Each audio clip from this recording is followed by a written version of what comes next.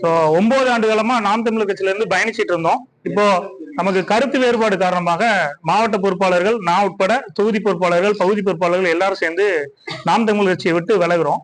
இதை அறிவிக்கிறதுக்காக தான் அந்த பத்திரிகையாளர் சந்திப்பை கொடுத்துருவோம்.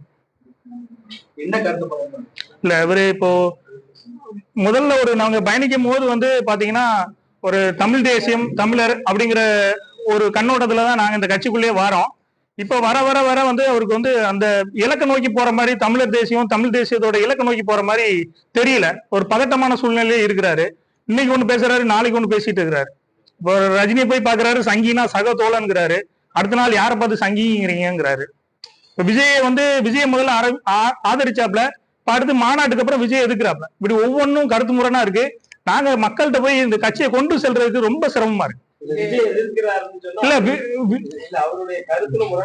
கண்டிப்பா இல்ல இல்ல